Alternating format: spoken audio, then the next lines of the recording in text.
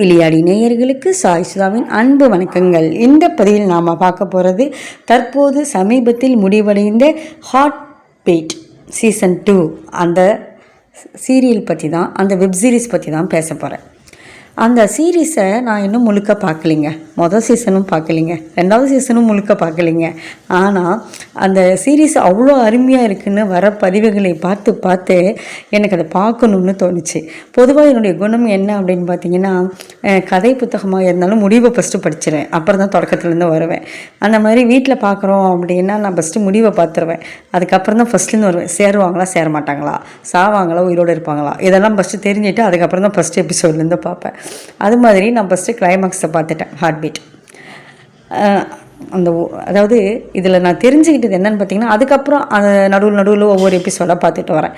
ஆனால் இந்த ஹார்ட் பீட்டை பொறுத்த வரைக்கும் எப்படி இருந்துச்சு அப்படின்னா, எந்த எபிசோடு பார்த்தாலும் சரி அது அப்படியே அந்த அந்த கதைக்குள்ளார நம்மளை இழுத்துக்கிட்டு போயிடுது.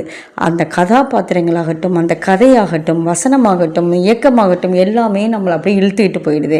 இப்போ சமீபத்தில் நான் இந்த ஃபேஸ்புக்கில் இப்போ உங்களுக்கு போஸ்ட் போட்டிருக்கேன் பார்த்தீங்களா, பிக்சர், அந்த பிக்சர் போட்டிருந்தாங்களே, ஃப்ரம் சார் டு அப்பா அப்படின்ட்டு.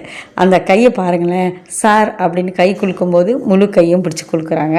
அப்பா விட்டுட்டு போவாதீங்கப்பான்னு கை பிடிக்கும்போது அந்த ஒரு விரலை பிடிக்குது. அப்போ அந்த டைரெக்ஷன் எந்த அளவு ஒரு நேச்சுரலாக ரியாலிட்டியாக இருக்குது பார்த்துங்களேன்.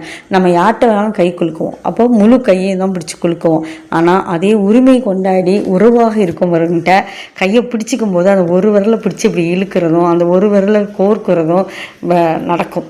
அந்த அவ்வளோ நுணுக்கமாக, அவ்வளோ ஒரு உன்னிப்பாக ஒவ்வொரு சீனையும் செதுக்கி இருக்கிறதுனால தான் அந்த ஹார்ட் பீட் மக்களின் ஹார்ட் பீட்டாக துடிக்குதுன்னு நான் சொல்லுவேன்.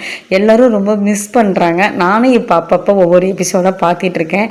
நீங்கள்லாம் முழுக்க பார்த்துட்டிங்களா, இல்லை இப்போ தான் பார்க்குறீங்களா, என்னங்கிறத உங்களுடைய கருத்துக்களையும் இந்த கமெண்ட் பாக்ஸில் சொல்லுங்கள். Heart beat web series season 3 எப்போ வரும், அது மொதல் பகுதியிலிருந்து பார்க்கணுன்னு நான் ஆவலாக காத்து கொண்டிருக்கின்றேன். நீங்கள்லாம் உங்களுடைய ஃபீலிங்ஸையும் சொல்லுங்கள். ஹார்ட் பீட் உங்களுடைய ஹார்ட்டில் பீட் பண்ணிகிட்ருக்கா எப்படி? பாய்.